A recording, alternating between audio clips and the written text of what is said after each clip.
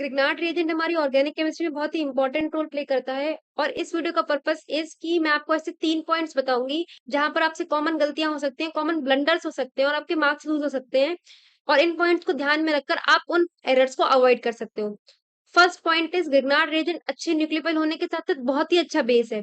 इसका मतलब ये हुआ कि ग्रिग्नार्ड रिएजेंट के पास अगर ऑप्शन होगा बेस की तरह एक्ट करने का और न्यूक्लियोफाइल की तरह एक्ट करने का, तो वो फर्स्ट प्रेफरेंस बेस को देगा, मतलब वो पहले बेस की तरह एक्ट करेगा। हमारे पास काफी सारे ऐसे क्वेश्चंस होते हैं जहां पर पूछा जाता है how many moles of Grignard agent should be used for the following conversion. यहाँ पर हमसे सबसे बड़ी गलती ये होती है कि हम सिर्फ न्यूक्लियोफिलिक साइट्स को काउंट कर लेते हैं, हम सिर्फ न्यूक्लियोफिलिक साइट्स को काउंट करके आंसर दे देते हैं, जो कि गलत होता है। हमारा फाइनल आंसर क्या होता है? Number of acidic sites plus number of nucleophilic sites. Acidic sites क्यों? क्योंकि बेस इंटरैक्ट वो एसिडिक साइट्स पे करेगा। तो अगर हमारे क्वेश्चन में OH, SH, NH2 जैसे ग्रुप्स हैं तो हमें उनको भी काउंट करके फाइनल आंसर देना है। इसमें एक और ऐसा क्वेश्चन होता है कि अगर हमारा ग्रिग्नार्ड रिएजेंट के मोल स्पेसिफाइड नहीं है या फिर वो दिया नहीं है कि हमें कितने मोल्स यूज करने हैं, तो बाय डिफॉल्ट हम 1 लेंगे। और जनरली ऐसे क्वेश्चंस में एसिडिक साइट्स होती हैं जहां पर हम न्यूक्लियोफिलिक अटैक करा देते हैं क्वेश्चंस में, और एसिडिक साइट्स पर अटैक नहीं कराकर हमारा फाइनल आंसर दे देते हैं, जो कि गलत होता है। अगर हमारा ग्रिग्नार्ड रिएजेंट का मोल स्पेसिफाइड नहीं है तो फिर हम 1 मोल बाय डिफॉल्ट लेंगे और सिर्फ एसिडिक साइट्स पर अटैक कराकर फाइनल आंसर देंगे, ना कि न्यूक्लियोफिलिक साइट्स पर अटैक करा के। सेकंड पॉइंट इज कि अगर ग्रिग्नार्ड रिएजेंट का अटैक कार्बोक्सिलिक एसिड डेरिवेटिव्स पर होता है तो क्या होता है? अब कार्बोक्सिलिक एसिड डेरिवेटिव्स यानी कि C double bond O OAC, या फिर सी डबल बॉन्ड OCl, या सी डबल बॉन्ड ONH2, या फिर एस्टर्स वाले ग्रुप।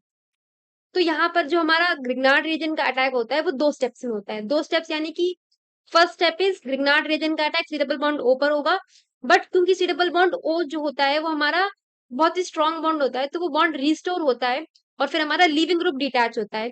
यहाँ पर ये होता है SNAE step, substitution via addition and elimination. अब सेकंड स्टेप क्या होता है? वो SN2 होता है, जो नॉर्मल सब्स्टिट्यूशन वाला स्टेप होता है हमारा। अब इसमें क्या ब्लंडर होता है? लोग फर्स्ट स्टेप करना भूल जाते हैं और डायरेक्टली न्यूक्लियोफिलिक अटैक करा देते हैं, जिससे कि वो जो लीविंग ग्रुप डिटैचमेंट होता है वो नहीं हो पाता है। तो यहाँ पर हमारा ब्लंडर ये है कि वो डिटैचमेंट हम कराना भूल जाते हैं और नेक्स्ट स्टेप हम SN2 डायरेक्ट करा देते हैं, जबकि वो 2 स्टेप में होता है। Third point is Grignard reagent के थ्रू हम सारे कन्वर्जन्स कर सकते हैं ऑलमोस्ट, जैसे कि किसी भी अल्कोहल को एल्केन, एल्काइन, एल्कीन में, या फिर किसी भी चीज से हमें एल्काइल हैलाइड लाना है, या फिर किसी भी एसिड डेरिवेटिव्स का कन्वर्जन, हम सारे कन्वर्जन्स हम उससे कर सकते हैं ग्रिग्नार्ड रिएजेंट के। अब यहाँ पे ब्लंडर क्या होता है कि अगर हम एक बार ग्रिग्नार्ड रिएजेंट के थ्रू कन्वर्जन्स करना सीख जाते हैं तो हम बाकी सारे कन्वर्जन्स को इग्नोर कर देते हैं, जो कि हमारे डायरेक्टली पेपर में पूछे जा सकते हैं नेम रिएक्शंस के फॉर्म में, या फिर किसी भी डायरेक्ट कन्वर्जन को हम इग्नोर कर देते हैं और डायरेक्टली हम ग्रिग्नार्ड रिएजेंट के कन्वर्जन कर सकते हैं। अब इसका जो सोल्यूशन होगा वो ये होगा कि हमें दोनों चीजें सीखनी है। ग्रिग्नार्ड रिएजेंट के कन्वर्जन्स के लिए हमने last year mind map series में ग्रिग्नार्ड का एक प्रॉपर माइंड मैप सोल्यूशन तैयार किया हुआ है, उसकी वीडियो मैंने डिस्क्रिप्शन में अटैच कर दिया है।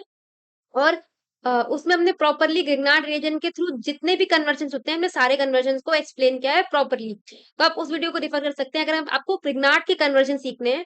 ऑल्सो जो सेकंड वाला पार्ट है वो को सीखना होगा, क्योंकि ग्रिग्नार्ड का जो कन्वर्जन्स होते हैं वो बहुत ही इंपॉर्टेंट होते हैं। साथ-साथ आपके क्वेश्चंस में, आपके जेईई मेन के क्वेश्चन में, जेईई एडवांस के क्वेश्चन में कभी-कभी डायरेक्ट नेम रिएक्शन वाले क्वेश्चन भी आ जाते हैं, जिसके लिए आपको उनको भी सीखना होगा।